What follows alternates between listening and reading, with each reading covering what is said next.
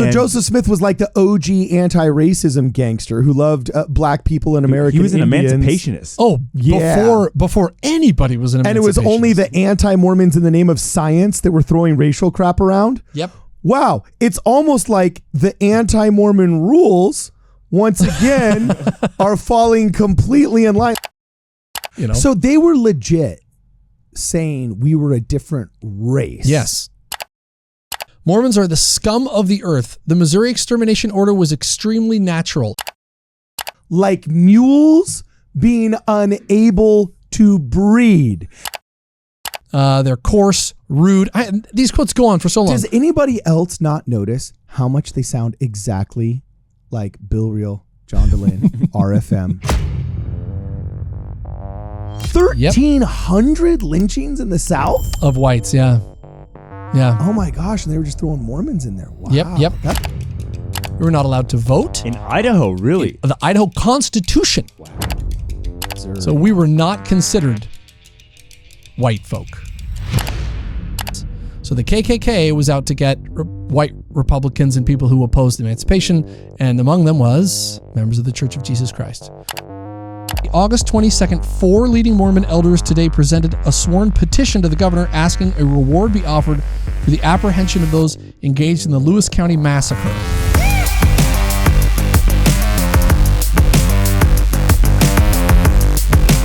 Welcome, ladies and gentlemen, back to wardradio.com. I'm your host, Cardin Ellis. I'm joined in the studio by Kwaku L. and Jonah Barnes. And today we got a super cool subject we're going to tackle. Apparently, early members of the Church of Jesus Christ of Latter-day Saints, aka Mormons, were not considered white.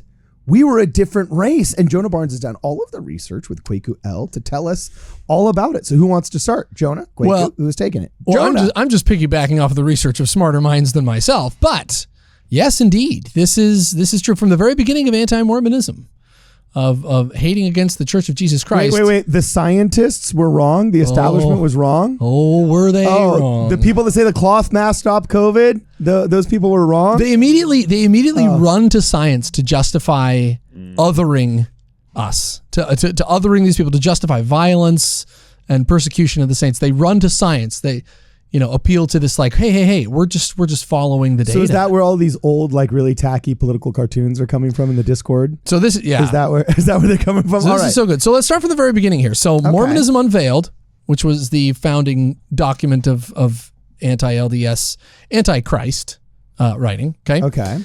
Compares. First of all, make no bones about it. These people hated the Native Americans, right? Yeah. They're not even like sorry about that. Like they hated the Native Americans. Yeah. And so the first tactic was to compare members of the Church of Jesus Christ to Native Americans. Now, a lot of Native Americans happen to be members of the Church of Jesus Christ, and so that helped them to compare the two. So Mormonism Unveiled, they talk about the ritual of baptism. This is so good. Page 184, 105 compares the Indians to apes. 184, quote, "They would then lead them into the water and baptize them and pronounce their sins forgiven. In this exercise, some of them actually went into the water and in the water performed the ceremony used in baptizing. These actors assumed the visage of the savage." So they would talk about the rumor that LDS baptisms were nude. Wow. They'd say we did it in the nude. They thought this was not only salacious, but it was. Which, let's be honest, we kind of got to bring that back. Would be you know awesome. what I'm saying? Like, be a little bit more dedicated. Get down to our skivvies. I would have gotten baptized a lot sooner. So they say, Quake was like, I want nothing to do with this. So they say they were savage. They so nearly imitated the savage Indians, not only in language but in gestures and actions. It seemed the soul and body were completely metamorphosized into the Indian. Right? Page 197. Let's see. They can the Mormonism. No, it says Mormonite teachers for the purpose of enlisting. Oh, wow. Yeah, for the purpose of enlisting the feelings and ingratiating themselves with the Indians. We're just ingratiating ourselves with them. If they should succeed in their endeavors and the minds of the Indians become inflamed with the enthusiastic spirit, they may be inclined to try the experiment, whether by shedding the blood, they can expel the white inhabitants, reduce them to a state of servitude, and by this means regain the possession of the lands occupied by their forefathers. They were afraid that we were going to stir up the Native Americans into taking back the lands. And dude, this next quote was crazy, bro. Look at this one. It says, in a speech in 1850 on absorbing the Mexican territory of Utah, John C. Calhoun, which who was he again, Jonah? He was a very influential senator from a kind of a swing state, Tennessee or Kentucky, right on the border of the South and the North during the Civil War. So he had huge influence. He's a very powerful guy. Okay, so he says here in this one, I couldn't believe this one. We never dreamt of incorporating into our union any but the Caucasian race, the free white race, ! What great mistake when we suppose that all people are capable of self-government. So what they were talking about, savage. What they were talking about is after we had fled the land of the free, home of the brave for the Mexican territory to save our lives, the U.S. then won the Mexican War, and they were going to absorb Deseret into the United States. And so John C. Calhoun was stumping against that, saying, whoa, we're going to bring in these, Mormons into the nation, and they're not capable of self-government. Mormon cops and Mormon judges. Yeah. Do you remember that old church video? So here you go. So then Tennessee newspaper, 1836, Mormon missionaries had walked with colored women. They had long communion with the Indians. See, they're in Tennessee. They're trying to tell people like these members of the Church of Jesus Christ are friendly to all these like lesser races. You should be scared of these people, suspicious of these people. They're coarse, rude. These quotes go on for so long. Does anybody else not notice how much they sound exactly like Bill Reel, John DeLynn, RFM? So, like all of these strangely weird moralizing over social norms to say, like they just sound like modern anti-Mormons. These guys are their founders. Bill Reel and RFM, these guys, these are your forefathers. They're the founders of your movement. This is where your philosophy originates from. It's from these charming characters who are just despicable racists. I mean, all these cats that want to say like the Church of Jesus Christ of Latter-day Saints is like racist or whatever. All these, they're always trying to pull 1980s quotes out of some hat, making something they're not. I mean, I'm looking at this right here and my mind is freaking blown. The Mormon of all the human animals now walking this globe is the most curious in every relation. The great social blunder of Mormonism seriously affected the physical stamina and mental health. Mormons, yada, yada, this and that. Literally, he says, if they continue in the genital weakness, they will eventually die out like mules being unable to breed. Now, notice, is this some religious zealot? No, Dr. Roberts Bartholomew, U.S. Army doctor. Yep. It's all politicians and scientists. And all of them.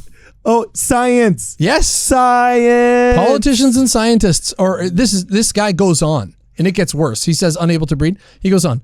Mormons are the scum of the earth. The Missouri extermination order was extremely natural. Of course, the Missourians should feel disposed to rid themselves of such a pest.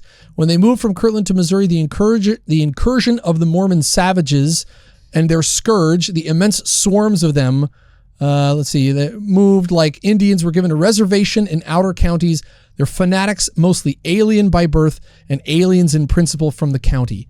They're trying to connect us to the Native Americans, which is great. That's fine, except that they hated the Native Americans. Yeah. And so they thought all the negative, let's just lump them in with these people that we're fine killing. So they were legit saying we were a different race. Yes. So have you shown the pictures? Here, go to the picture of. So they were like making the argument. Okay, there's white folk, as Calhoun said, right? Mm-hmm. And then there's black folk. Okay, and this was before the Civil War, so it was before Emancipation Proclamation. Like, so we're totally mid-slavery, based completely off of race in the 1830s. No, this would have been the 40s. Yeah.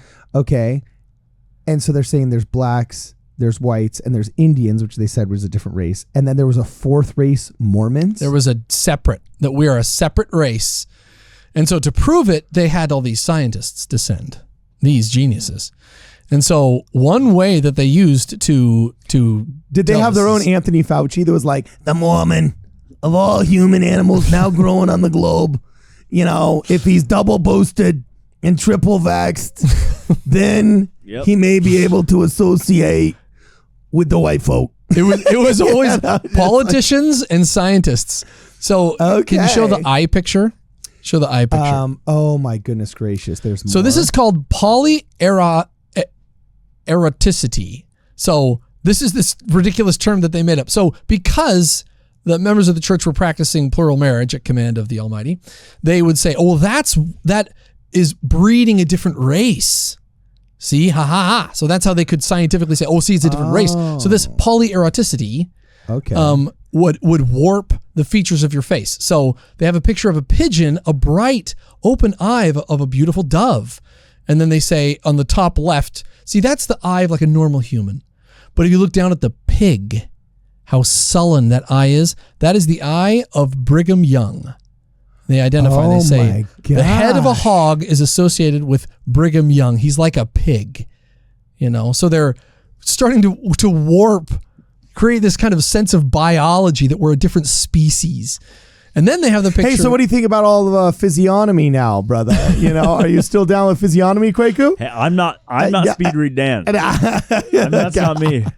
All right, we're just kidding. Okay, so wow, this is blowing my mind. So lastly was to explain the polyeroticity thing, there's a newspaper etching from 1904 of, they call the Mormon Elderberry. And he's this dude with a long beard and a top hat, and he's holding hands with his daughters. And he has like 9, there it is. There's like 9 daughters, and they're all different races. And this is the most horrible, like, look at this, like the Irish, the Scotsman has a kilt, and the Indian has feathers. Way to look like they're trying to say the fat-cheeked Dutchman child. Oh my gosh, do not even look at the black kid. Yes. 3. Yeah. Oh my gosh, that is the worst. Yes. Oh my gosh, look at the one next to her. Oh no, that is they're bad. So bad. They're so bad. Oh. And so the caption and the American Indian to the left, that is, oh my gosh, this is so freaking racist. It's so bad. And so the caption is, the Mormon Elderberry out of the walk with his daughters who all take after their mother. So to say that because they're doing this plural marriage thing, it's breeding this different, disgusting race of foreigners. They're all different. They're not like us, not like the pure white American race. It's just the most horrible thing you've ever heard. The other reason why they called him Elderberry is because elderberry is good for you, but if you eat like more than 3, you'll get nauseous and start vomiting, and you can't have elderberries together, or else it creates a problem for your biological system. Oh, wow. And so elderberry was like a weird slur for Mormons because they're like, look, if there's one of you in town, you're hard workers. But if there's 3 or more, you're a nuisance to society. Yeah. Oh, wow. So calling him Elderberry, that was like the slur. And what was the theory that you had surmised? So I think it's the same. I think it sources from the same thing. Back in Tennessee, the early the church finally sent missionaries into the South after they had fled to the mountains. And this is something super cool we just found right now today during pre-production. Like right before. Okay. Cardin Ellis has this treasure trove of cool artifacts. So in Tennessee, I'm like a miniature Reed Moon. That's all I can say. Basically, Reed Moon Jr. There was a missionary. There were missionaries there who were murdered in the Lewis County Massacre. These missionaries were just killed. It was called the Lewis County. I'm going to look this up. And there was I don't know if there was any recourse for it. Which I've never heard of before. Why is this not, like, we've all heard of the Hans Mill Massacre. We've all heard of, the Mormon extermination. It's called Tennessee's Mormon Massacre. Is this August 10th, 1884? Yeah, that's one of them. That's the one referred to. Oh, okay. And the guy killed, his name was Elderberry. And so there was a this got in the news that this happened, and this guy's name was Elderberry. Well, Elderberry is a berry. And so people were like, wait, his name's Elderberry. And so it kind of became this nickname for members of the church, and eventually led to the newspaper etching that we just saw, where it says Elderberry out with his daughters. So because it's like a double entendre. It's like they're, wow. Yeah, which, by the way, that piece of anti-Mormonism is really lacking of late. They were way more clever, with their puns. RFM and Tanner and you guys, step it up. Yeah. Step it up. Okay. I hear you. And so, but Cardin has, and I don't know if the camera's going to be able to see this. Yeah. But Cardin has this actual 1884 printing from the Arizona Gazette that covers the story of the murders in Tennessee. And it says it right here, and it's so small you'll never be able to read it, but it says, the Nashville, Tennessee, August 22nd, 4 leading Mormon elders today presented a sworn petition to the governor asking a reward be offered for the apprehension of those engaged in the Lewis County massacre. And it mentions Elderberry, who was one of them that was murdered. And so Wow. kind of a neat connection there. But the Tuskegee Institute, in talking about this is the Tuskegee Institute. This isn't from Salt Lake. Records 1,300 lynchings in the South of whites. And it says many of the white lynching victims were foreigners or belonged to oppressed groups, for example, Mormons. So the KKK was out to get white Republicans and people who opposed emancipation, and among them was members of the Church of Jesus Christ. Oh, Because that's we were interesting. So we're considered- kind of like a little side note. Like, you know how there's always the side note that, okay, Adolf Hitler obviously really hated the Jews, but he also threw in a bunch of Jehovah's Witnesses and gypsies and Homosexuals. homosexuals. Yeah. And then there was what they called them. They called them mental defectives, basically people that were Horrible. mentally handicapped, right? It's horrible. Yeah, absolutely horrible. Disgusting. And so we were kind of like one of those little asterisks and side notes of the lynching days. 1,300 lynchings in the South? Of whites, yeah. Yeah. Oh my gosh, and they were just throwing Mormons in there. Wow. Yep. That's horrible. And so the response is perfect. And this, I think, is just a perfect response to this from George Q. Cannon. Oh, no, we got to see John C. Bennett. I'm sorry. Okay. John C. Bennett, who, the reason John C. Bennett is the founder, the original, the most misogynistic. He is I can't even say all the things that he is. Wow, look at that. He literally says, W folk, white folk, and not Mormons shall possess that goodly land, referring to Jackson County, Missouri. So we were not considered white folk by these guys. Whoa. Now, what did the church do? Did the church say, "Nuh-uh, we are too"? And they wrote strongly worded letters to one editor in one newspaper and say, well, we don't want to offend you because we know that, we care what you think, but was our PR department mousy back then? Our PR department was the best. George Q. Cannon, who was a newspaper man, just a latter-day Chad. What a dude. So there's a photograph of him in the Discord. I always use the photograph of him in his stripes. Okay. And he responds to all this disgusting racism saying, "Here in these valleys, we shall raise a race of men who will be the joy of the earth, whose complexions will be like the complexions of the angels, full of health, purity, innocence, and vitality." Wow. Right? He said, God doesn't care what color, he doesn't care about any of that. They're all God's children, and we are going to exemplify that.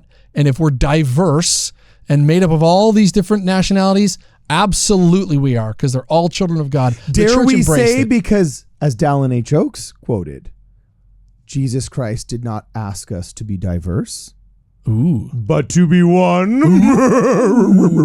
Well, make people mad. Man, I don't know. I don't know if it's Paul Reeve or Russell Stevenson talks about Joseph Smith's Kingdom of God, his literal Kingdom of God. And he went through and chronicled every time Joseph Smith described the Kingdom of God as deliberately multiracial. Really? Which is I mean, he lived with Jane Manning for like 10 years. You know what I'm saying? Okay. Yeah. Absolutely. So I mean, like, this stuff is not that known, but it's there. Oh yeah. So Joseph Smith was like the OG anti-racism gangster who loved black people and American He was an Indians. emancipationist. Oh, Yeah. before anybody was an And it was only the anti-Mormons in the name of science that were throwing racial crap around. Yep. Wow. It's almost like the anti-Mormon rules, once again, are falling completely in line. Let me see. Can I pull that one up? Did we have that in Discord before? Oh my gosh. We had this one in the Discord. Why do we have it in the Discord so frequently? Dude, I don't know. Why is this? And by the way, these are only the first 10 rules. These aren't even all the rest of them. But wow, what do you know? Anti-Mormon rules. They traffic in human misery. They do not protect marginalized groups. They perpetuate them, exploit them for profit, votes, or personal gain, then drop them the second that they're not. Oh my gosh. It's always political first. Fifth rule right there, This is absolutely nuts. And then science, later down on the list, it's like science is what we see on TV. not what's discovered through naturalistic Yes, observations, Yeah. verified through the scientific method. That science is always whatever the establishment doctors say at that time, and it's always political. You know what I'm saying? So, and for people who don't think that this is very relevant, the last piece of this is that Idaho was not settled by the Latter-day Saints. It was settled by migrants from right after the Civil War, who came, a lot of them from Illinois and from Tennessee and from these places in the South, and they settled Idaho. And they codified in their constitution the disenfranchisement of Latter-day Saints. They weren't allowed to hold public office. We were not allowed to vote. In Idaho, really? The Idaho Constitution. Wow. Right? It says there were only 2 dissenting votes from this. Yeah. 2 dissenting votes. PJ Peffley. We just got to say the dude's name because he's a stud and he stood up for the truth. Yeah, PJ Peffley. Yeah. He says political and religious persecution are supposed to have died at the termination of the revolution, but it appears that Idaho is again an exception. In 1896, women were allowed to vote.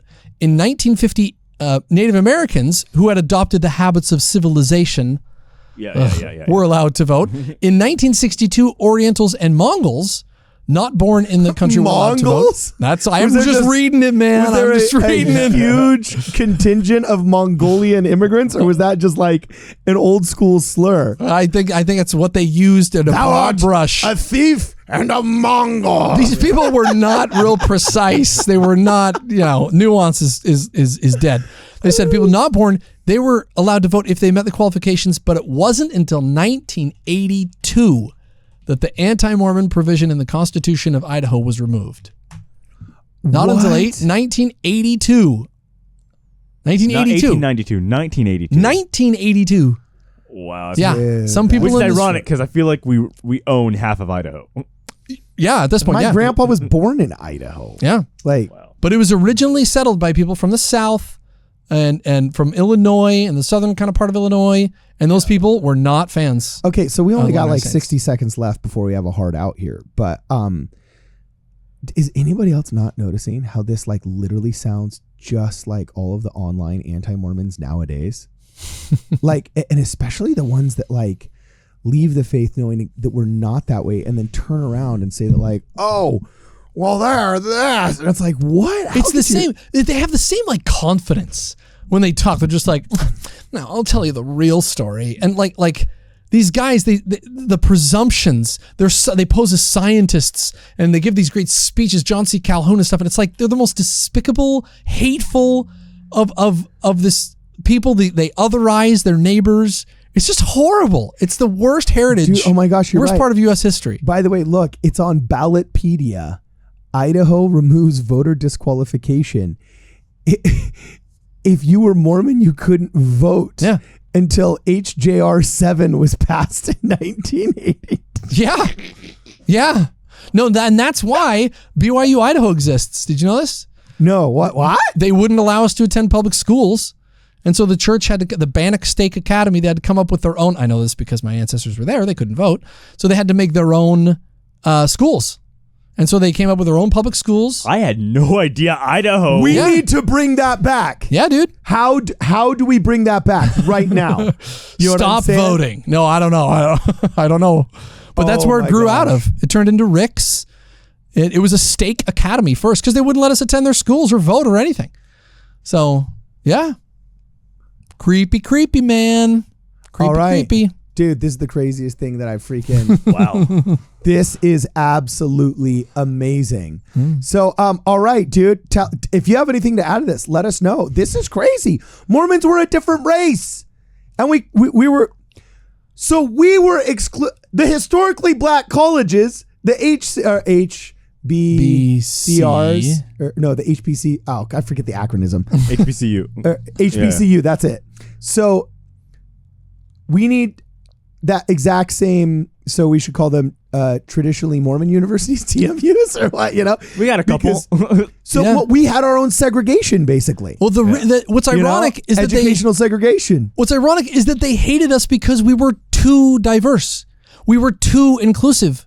We were not white enough. And now these anti-Mormons, as soon as that becomes bad, then they're like, oh, well, now they're too white. They're not diverse enough. And it's like, guys. And it's not true. Yeah. Jeez. Okay. All right. Well, Fascinating. This is Yeah. absolutely no more. Wow. This is so crazy. This is why I love this podcast. Check out more stuff like this on wardradio.com.